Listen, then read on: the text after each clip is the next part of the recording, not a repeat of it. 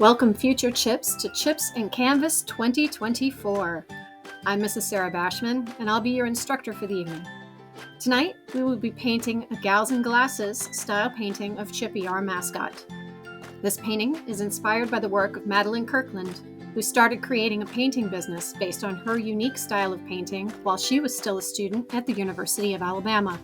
Her paintings use bright colors, exaggerated contours, and large sunglasses. So let's take a look at the tools we'll be using today.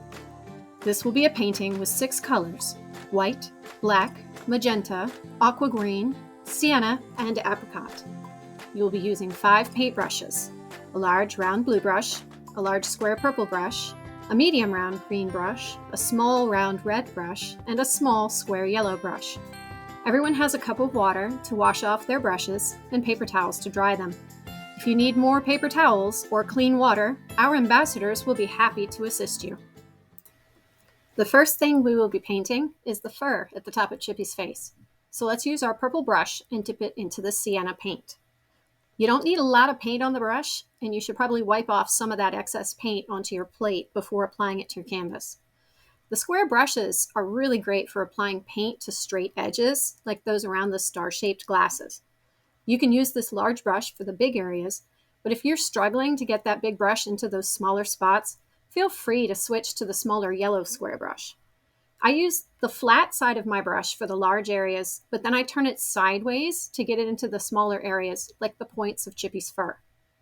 Make sure that you get all of the fur from the nose up, including those sides of the glasses, the little ear above the bow, which I forgot to do here. It's okay, I'll add it in later. You can also add a second coat of any color if you happen to finish a step early. Make sure to clean and dry off your brushes before you move on to the next step.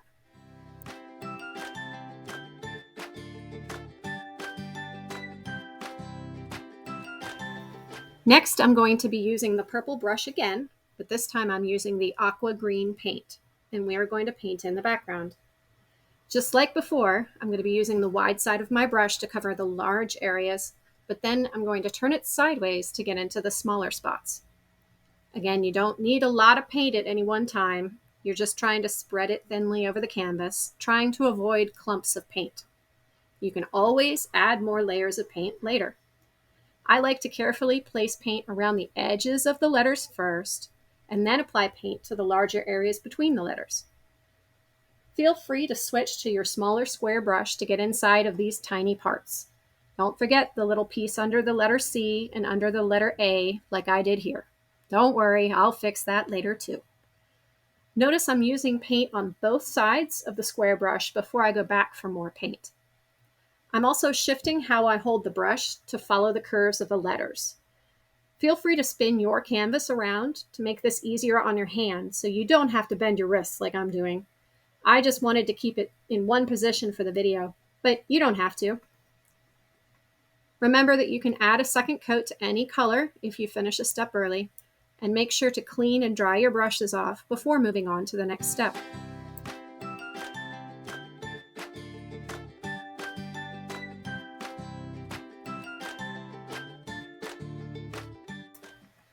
Next, we will do the apricot colored fur of Chippy's face. For this, I'm going to be using the large purple square brush again and the apricot paint to color her cheeks and chin. You can use the flat side of the brush for most of this part, spinning the brush to fit it into the contours of her fur. If you're struggling to get this larger brush into these areas, feel free to switch to the smaller yellow square brush to get inside of the smaller parts. Don't forget to color in the part underneath her chin, just above that first V that's going to be the dress. It's okay if the edges aren't perfect. You can add a second coat to any color if you finish this step early. Make sure you clean and dry off your brushes before moving on to the next step.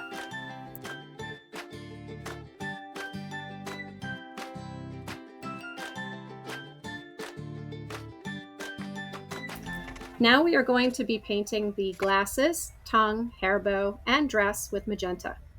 For this, I'm using the large green round brush, though you could also use the purple square brush for this if you prefer to. I always like to start at my edges and work inward, but you can do it any way you want to. Just try to create a smooth, even, thin layer of paint over the areas that we are painting magenta. That's the glasses, the tongue, the hair bow, and the dress. This color is pretty transparent and it won't cover up the Sharpie outlines much. So you may want to give it a second layer once it dries if you prefer your color to look a little bit more solid. Remember that you can always add a second coat to any color if you finish a step early. For this, I painted in the hair bow and then the tongue and the dress, and then I went back afterwards and repainted them just to make them a little more solid. Make sure to clean and dry off your brushes before moving on to the next step.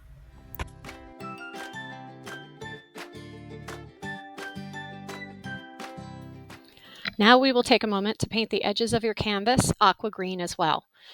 Here, I didn't do this step until the end, so just ignore the fact that my painting is completed. The easiest way to do this is to lift the canvas and balance it on your hand while gently turning the canvas around. I like to use the large square purple brush for this part. Be sure to keep the layer of paint thin and even. If you need help holding or balancing your canvas, raise your hand and an ambassador will be glad to help you. Continue painting the edges of your canvas until they are solid.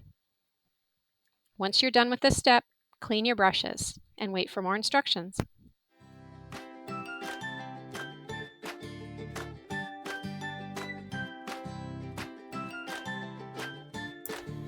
Next, we are going to paint in the mouth and the nose with black. I'm switching to the small, round red brush to apply black paint to the inside of the mouth, above and around the tongue, and to the nose as well. Black is pretty strong, so you won't need much of it, and it will not require a second layer. Make sure to clean and dry off your brushes before moving on to the next step.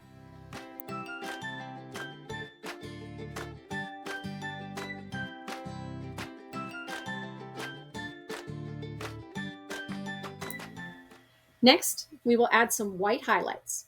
For this, I am using the green medium round brush. You want to add some white lines that follow the Sharpie outlines of the dress. You don't want to have too many or make them too long. Think of these as more like long dashes than lines. You can also add a highlight to the nose and tongue as well. Make sure to clean your brush off after you do this because some of that black is likely still wet and will get onto your brush.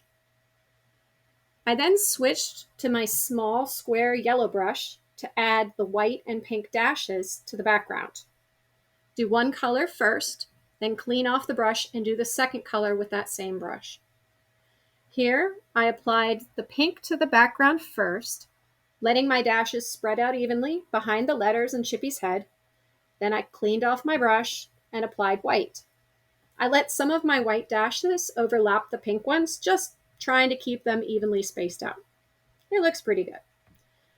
Okay, let's add some white lines along the inside of the sunglasses as well. Don't let the lines touch the black outlines of the glasses if you can. We want these ones to be just a little bit smaller than the black outlines. Once you're done with these steps, wash your brushes and wait for the next instructions.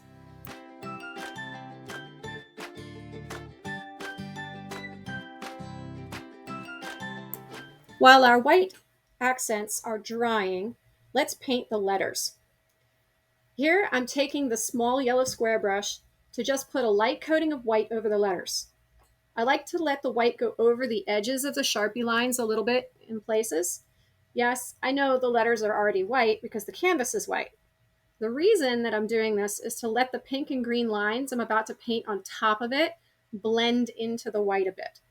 This technique is called wet on wet paint blending, and that's where two colors of paint are still wet and you blend them together on the canvas using a brush.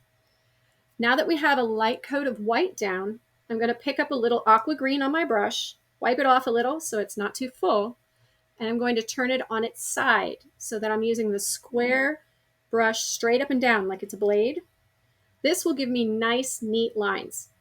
I want to make it look kind of like the plaid pattern on our skirts. So we will be using a vertical line down each arm of the A and a horizontal line down the center bar of the A. Then I'm just going to make some dashes across those lines. Again, I'm letting them escape the edges of the Sharpie lines. We don't want them to be too perfect. That's part of the look of this painting. I will repeat these with the letter H before cleaning my brush off, switching to magenta paint, and doing the same things for the letters C and S. Again, make sure you clean off and dry your brushes before you go to the next step.